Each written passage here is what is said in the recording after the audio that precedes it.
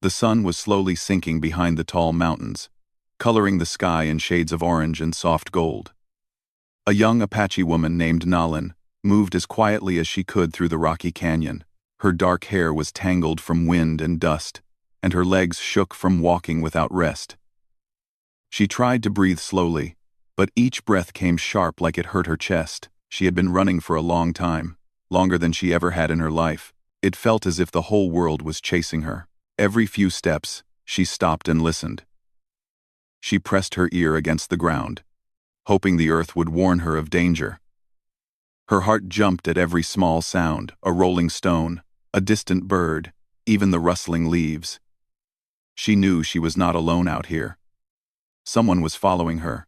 She could almost feel their eyes searching for her, breaking the silence behind her like a shadow she could not escape.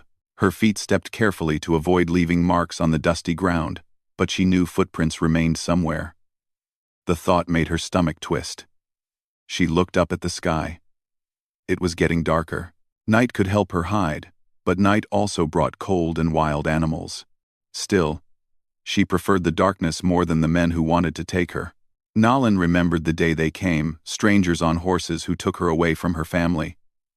She did not understand their language well, but she understood their intentions. They treated her like she was not human, like she was something valuable they could trade. She escaped only by luck and courage, but she did not know where her family was now. She hoped they were still alive. That hope kept her moving forward. Her legs were weak, and her lips felt dry. She needed water. She needed rest. But she could not stop. The world around her seemed so big and uncaring. The wind blew over the canyons like a lonely song. She hugged her arms around herself for warmth. Her dress, made from soft leather, was torn from running past sharp bushes and rocks. Her body ached, yet she would not give up. She whispered a soft prayer to the spirits of the land to protect her. Time passed slowly. The light faded more and more.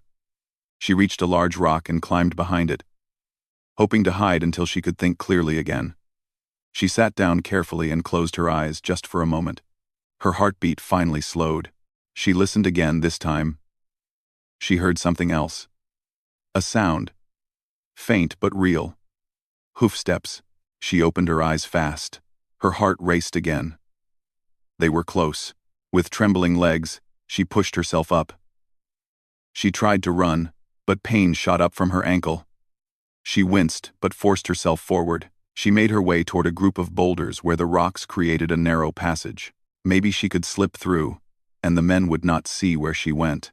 But before she could reach it, she heard a man's voice shouting in a language she barely understood. He sounded confident, too confident. Then came another voice, laughing proudly, as if the chase was a game to them. Nalin hid behind a tall bush. She crouched low and prayed they would pass without noticing her. She held her breath and pressed her hands over her mouth to stay silent. Sweat trickled down her temple. The sound of the horses grew louder. Dust rose into the air as they came nearer. She peeked through the leaves and saw 3 men on horseback.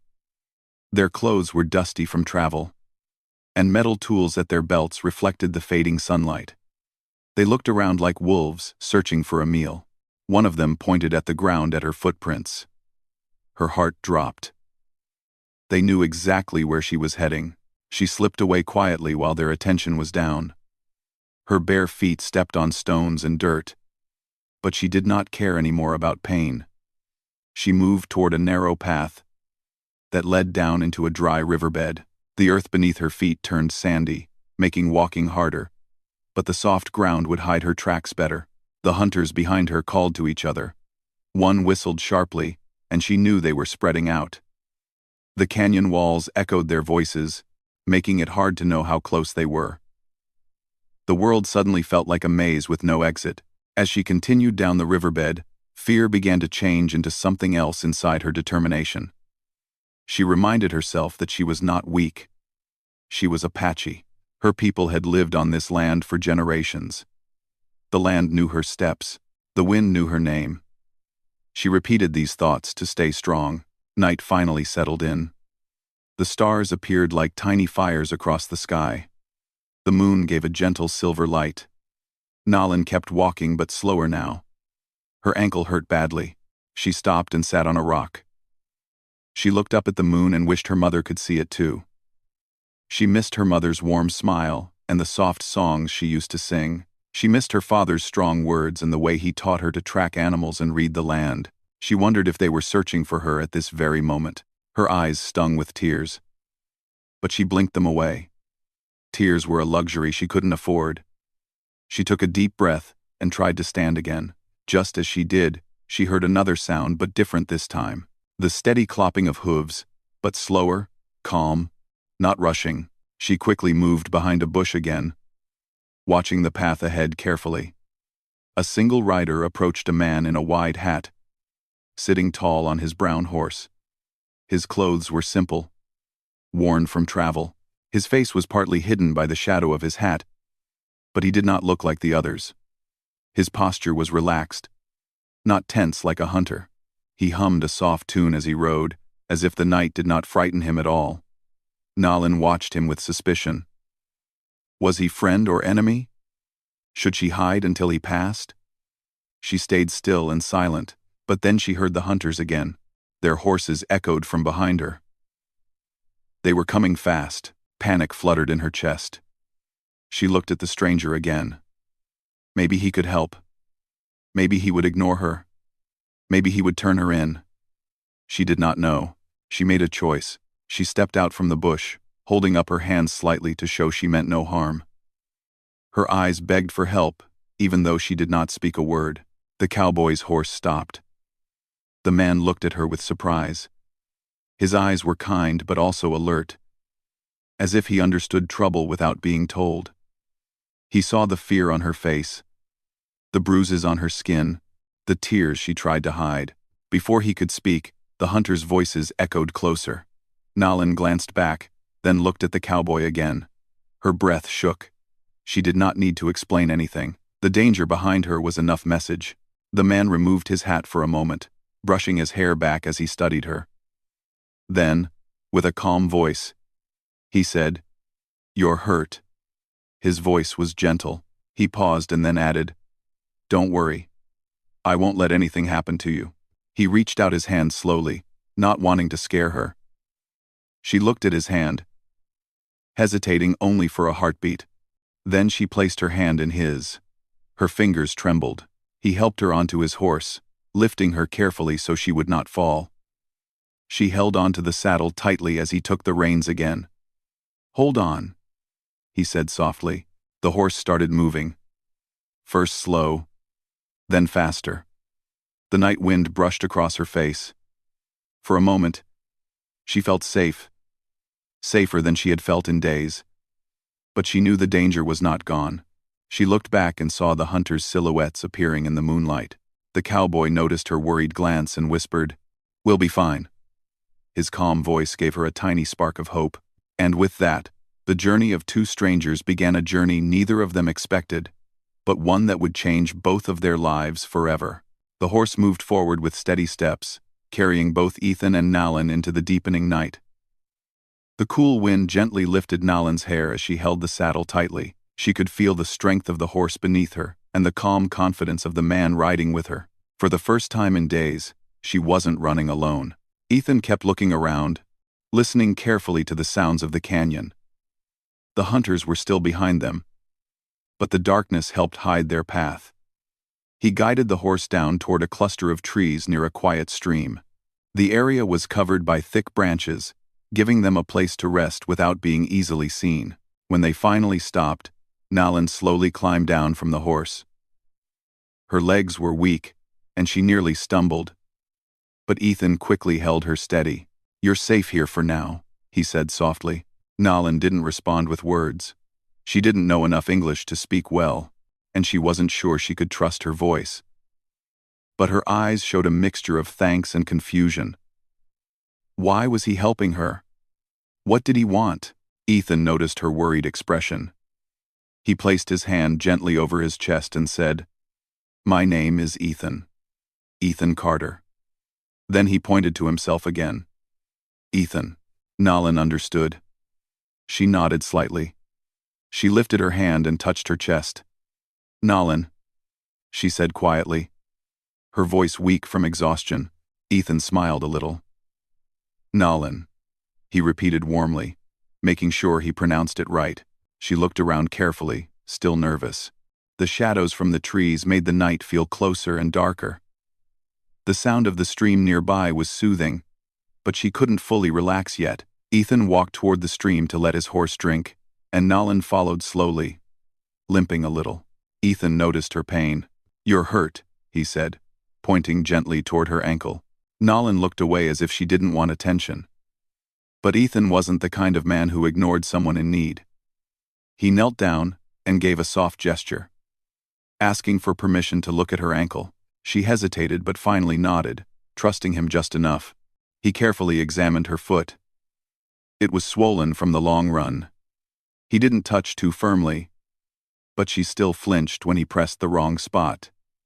He quickly pulled his hand back. "Sorry," he said softly. She shook her head to show she understood he meant no harm. Ethan opened a small bag that hung from his horse's saddle. He pulled out a piece of clean cloth and dipped it in the cold stream water. Then he wrapped it gently around her ankle to ease the swelling. Nalin watched him, surprised by his kindness. Many people she had met outside her tribe did not treat her kindly. But this cowboy was different, gentle, careful, and quiet. After he finished, Ethan stood and motioned for her to sit near a fallen tree. He started a small fire using dry sticks and stones, just enough to share warmth without revealing too much light. Nalin stretched her hands toward the fire and felt a bit of comfort return to her tired body. Ethan sat across from her. The flickering flames showed the seriousness in his eyes. He looked as if he wanted to ask questions but didn't know how. He didn't want to scare her or push her too much. Finally, he said, "Someone is after you." Nalin lowered her head and closed her eyes. She nodded slowly. Ethan looked into the darkness where they came from. "I don't know who those men are," he continued gently, "but I could tell you needed help." Nalin lifted her gaze. She studied his face, trying to decide if he was trustworthy. His eyes were calm, not aggressive. His voice had kindness, not fear. She pointed at her chest and said, "Family." Then she spread her arms wide, signaling distance. Gone. Ethan understood enough to feel a heavy ache in his heart. She had lost her family, or at least been separated from them. He didn't know what happened, but he respected her bravery. He nodded slowly. "We'll find them," he said with quiet confidence. Nalin stared at him in surprise. How could a stranger offer such hope so easily? She watched him closely, almost expecting him to take the words back, but Ethan only looked at the fire with a thoughtful expression, as if he had already made a promise to himself. After a few moments of silence, Ethan handed her a piece of bread from his bag. Nalin accepted it with both hands, showing gratitude. She ate slowly, savoring each bite. She hadn't tasted food in what felt like days. The night air grew colder. Ethan took off his light jacket and gently placed it around her shoulders. She looked at him with wide eyes, unsure why he gave away his warmth for her sake. "You need it more," he said simply. Not many people had treated her with such care. She felt a tiny spark of trust grow inside her. They didn't speak much after that. The fire crackled softly, and the stream whispered its peaceful song. Slowly, Nalin's eyes drifted shut. She wanted to stay awake, but her body needed rest. Ethan watched her for a moment. She looked so tired, so young, yet so strong. He admired her courage to keep fighting even when she was scared and alone. He wondered what she had seen, what she had survived. He stayed awake a while longer, keeping guard. The night was silent, except for the occasional call of an owl. Time moved slowly, and Ethan's thoughts wandered. Before he met Nalin, he was simply traveling from place to place, trying not to think about his past. He had made mistakes he wished he could undo. Helping Nalin felt like a chance to do something right again. Eventually, his eyes grew heavy, but he forced himself to stay alert. He didn't want anything to happen to the girl who trusted him with her safety. As the first hint of morning light touched the sky, Ethan stood and kicked dirt over the fire to put it out. The cold air of dawn wrapped around them. He saddled the horse quietly. Nalin woke up slowly, blinking at the morning sun. "Come on," Ethan said gently while pointing toward the rising sun. "We should move." Nalin stretched her ankle carefully. It still hurt, but the swelling was a little less. She managed to stand with help. Ethan lifted her onto the horse again, then climbed up behind her, holding the reins. The day began with fresh hope, but also with fresh danger. Ethan could still feel that they were being followed. He knew the hunters would not give up easily. They must keep going until they were far out of reach. Nalin looked at the sky, feeling a new energy inside her. She wasn't alone anymore. She wasn't helpless. She had someone who believed in her. They rode through open fields and around large boulders, staying close to natural cover. Nalin tried to guide him through areas where the land gave them protection. Even though she couldn't explain everything in words, she pointed out safe paths and warned him when the land felt too open. Ethan respected her knowledge. She understood the land better than anyone he had met. He began trusting her directions more and more. Hours passed. The sun rose higher and warmed the earth. Ethan stopped the horse near a shady tree so both the horse and Nalin could rest again. He offered her water from his canteen. She drank carefully, then offered it back with a grateful look. He smiled. "You're strong," he said. Nalin didn't understand the words fully, but his expression told her he meant something good. She nodded shyly. As they rested, Ethan took a moment to reflect. He hadn't planned any of this. He didn't know where the road would lead, or what danger awaited them, but he knew one thing clearly. He couldn't leave Nalin alone in the world. He couldn't turn away from someone who needed help. Nalin watched him thoughtfully. She didn't know his past. She didn't know what burdens he carried. But she felt safe, a feeling she thought she might never experience again. When they continued traveling, the landscape began to change. The canyon walls grew lower, and the land opened into wide grass fields. Birds flew above them, and the wind carried the scent of wildflowers. The quiet moment did not last long. Nalin suddenly looked back, her eyes sharp with worry. Ethan turned too. In the distance, small dust clouds rose, the kind made by horses. The hunters were still coming. Ethan's expression grew serious, but he didn't panic. "Hold on," he told Nalin. He guided the horse into a faster speed. The chase was not over, it was only beginning. But this time, Nalin wasn't running alone. And Ethan wasn't just a wandering cowboy anymore. They were a team, two different souls brought together by fate, learning to trust each other while danger followed close behind. Ahead of them lay uncertainty, fear, and challenges. But also hope, the strongest guide either of them had left. Their journey was only just beginning. The horse kept moving fast across the open land, and Nalin held the saddle tightly. The wind lifted her hair behind her like a long, dark ribbon. Ethan leaned forward, guiding the horse carefully. He kept looking back every few moments. The dust clouds behind them were still visible, a reminder that the hunters had not given up. Nalin felt fear tighten in her chest again, but she also felt something she didn't feel before: trust. Ethan was with her now. She was not alone. That thought gave her strength. Soon the land changed again. Low hills appeared with more bushes and scattered trees. Ethan slowed the horse to give it some rest. He looked around, thinking they needed a plan. Running without a plan would only tire them out. "We can't keep going like this," Ethan said softly to himself. Nalin looked at him, waiting for what he would decide. Ethan pointed to a nearby grove of trees. "We'll hide there for a bit," he said, and guided the horse into the shade. Once they were hidden by the trees, Ethan helped Nalin down. Her ankle was still painful, so she leaned on him for balance. Ethan whispered, "You're doing great." Nalin didn't understand every word, but she knew he was trying to give her courage.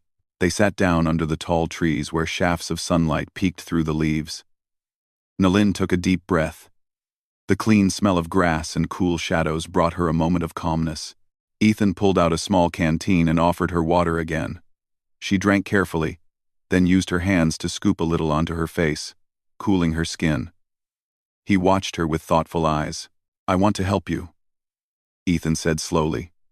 He placed his hand on his chest. "Help." Then he pointed at her. "Nalin."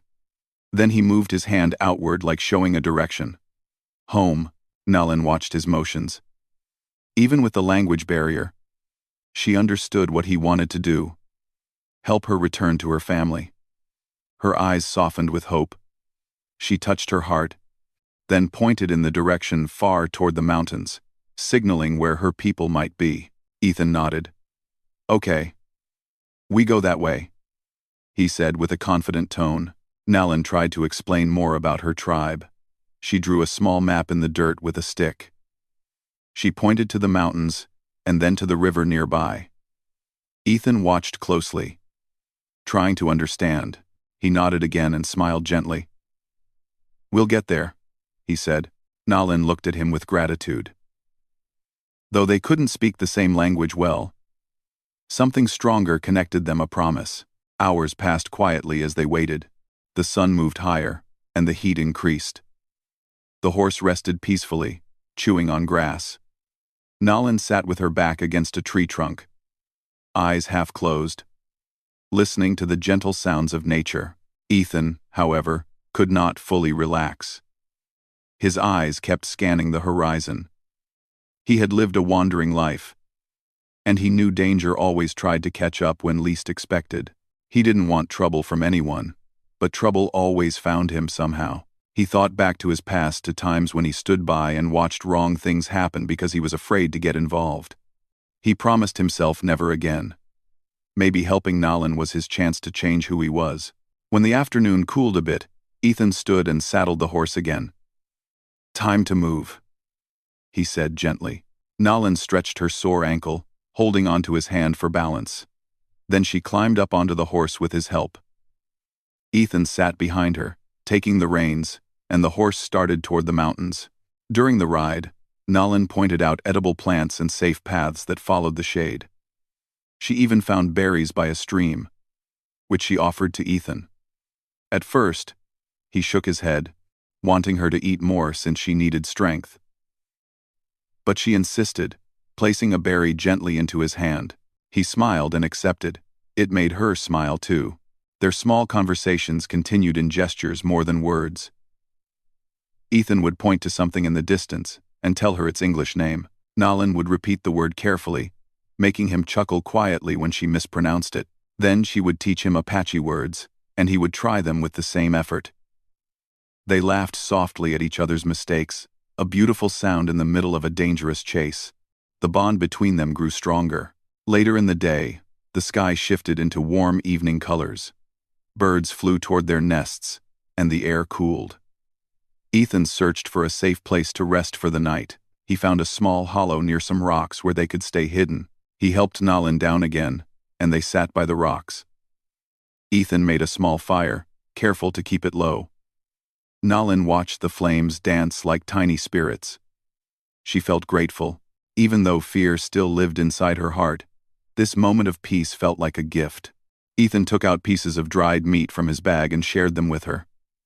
She ate quietly, thinking about her tribe and hoping they were safe. She looked up at the stars and whispered a silent prayer in her language. Ethan noticed her sadness. After a moment, he said gently, "We'll find them." His voice was soft, but full of confidence, like a strong promise. Nalin nodded, trusting him. The fire warmed them for a while, but Ethan soon put it out, to avoid attracting the hunters. The gentle glow faded, and the night wrapped around them like a blanket. They lay down a little distance apart, using their arms as pillows. The stars shone above them, countless little lights watching over their journey. Nalin stared up at them for a long time. In her tribe, stars were believed to be the eyes of ancestors, guiding the living. Their steady glow made her feel less alone. Ethan didn't fall asleep quickly. He listened to every sound: rustling leaves, distant coyote howls, the soft movement of wind. He kept his hand near his bag where he carried his tools, ready if anything happened. He felt responsible for Nalin now, and he was determined to protect her. At some point, the night quieted. Even the wind seemed to sleep. Nalin finally drifted into peaceful dreams. Ethan kept his eyes open longer, but exhaustion slowly pulled him into rest as well. The next morning, the sun rose gently, painting the horizon with gold. Birds began singing, waking the world with their cheerful voices. Nalin opened her eyes and stretched. Feeling slightly stronger, Ethan was already awake, preparing the horse. He greeted her with a calm smile. "Good morning," he said simply. Nalin tilted her head, not understanding at first. Then she copied him, trying the words. "Good morning," she said softly. Ethan smiled wide with encouragement. As they continued traveling, the mountains grew nearer. The land became more familiar to Nalin. She pointed eagerly, showing that they were heading in the right direction.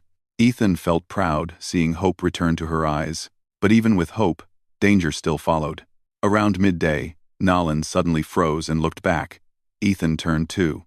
In the distance, the hunters appeared again, still small shapes, but definitely coming closer. Ethan clicked his tongue softly and guided the horse into a faster pace. Nalin could see worry in Ethan's eyes, but he didn't let fear control him. His calm gave her strength. He whispered, "We'll be fine." And though she didn't understand the words, the tone was enough. They rode along a narrow path that led into a valley. Trees lined both sides, offering cover. Nalin pointed upward toward a small ridge. Ethan understood and guided the horse up the rocky slope to move out of sight. Once they reached the top, he let the horse rest, and they both looked out quietly. Nalin placed her hand gently on Ethan's arm, a silent thank you for his bravery and kindness. Ethan didn't speak, but his small nod showed that he understood.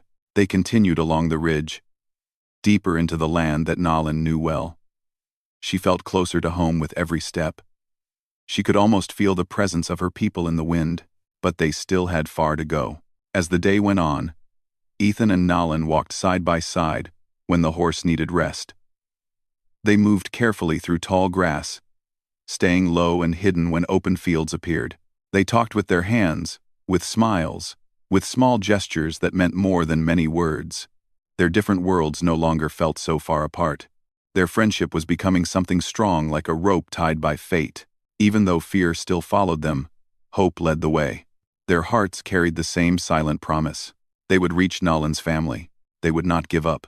Together, they would find safety and peace. And as the sun began to set once again, Ethan and Nalin walked forward with quiet determination, knowing that the hardest part of the journey was still ahead. He woke up early the next morning with a soft smile on his face.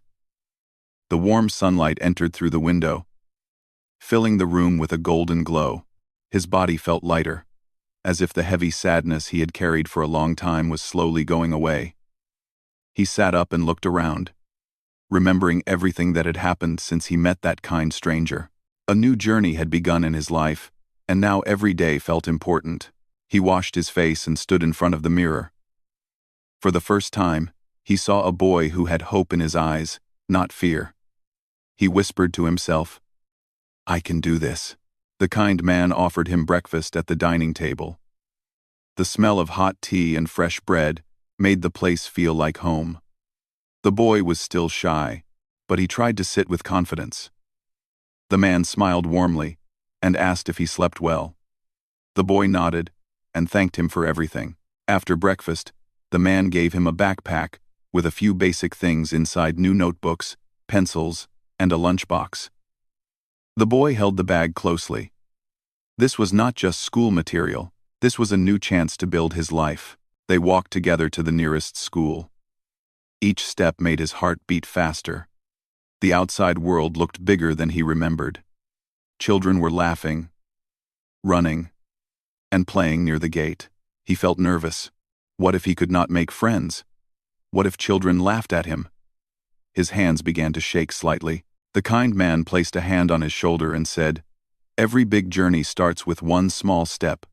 You already took it." Those words gave him strength. At the school entrance, the headmaster welcomed them. Papers were signed, and soon he was taken to his new classroom. He stood at the door, heart pounding.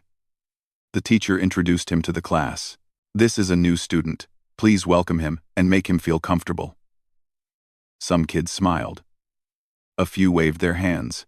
His fear slowly faded. The teacher guided him to an empty seat near the window. He listened carefully to every word in class. Some subjects were difficult because he had missed so much school in the past, but he took notes, asked questions, and tried his best. The teacher noticed his interest and praised his effort. That small praise felt like the biggest achievement in the world. During break time, a boy came and asked if he wanted to play games with them. He hesitated for a moment, then agreed. They played cricket in the school ground. When he hit the ball for the first time and everyone cheered, something changed inside him. He felt like he belonged. After school, the kind man was waiting outside, smiling proudly. "How was your day?" he asked. The boy took a deep breath and answered, "It was a good day." Those 4 words were new to him. Every day after that became a step forward. He learned to read faster, solve math problems, and speak with confidence. His handwriting improved. His teachers appreciated his progress. He made more friends. Every evening, he shared his school stories with the kind man, who listened with genuine interest. A few months passed. The boy was standing on the school stage for the first time. His class was performing a short play, and he had a small role. The hall was full of parents, teachers, and students. He was nervous again. But when he saw the kind man sitting in the audience cheering for him, all fear disappeared. He said his lines clearly, and the crowd clapped for him. It felt like a dream he never thought could be real. Soon, his grades improved so much that he was given a special certificate in front of the whole school. His hands trembled as he received it. He looked at the certificate again and again. It was proof that he was changing his life. His self-confidence continued to grow. He started helping other students who struggled in class. By helping them, he understood lessons even better. The teachers were proud and encouraged him to never stop learning. At home, his relationship with the kind man also grew stronger. It was not just protection and shelter anymore, it felt like family. They cooked together, laughed together, and sometimes talked late into the night about dreams and the future. The boy didn't feel alone anymore. He felt safe. One day, the kind man gave him a gift wrapped in colorful paper. The boy opened it carefully. Inside was a small photo frame. It had a picture of the 2 of them smiling outside the school gate. The boy's eyes filled with happy tears. The man softly said, "Family is not always the one we are born into. Sometimes, it's the one we find on the way." The boy nodded. He now understood. Time flew, and he slowly became one of the top students in school. He joined competitions and won medals. His teachers admired his passion to learn and succeed. His classmates looked up to him. But even when he succeeded, he always remembered the path he came from, the struggles, the loneliness, and the moment someone reached out a hand to help him rise.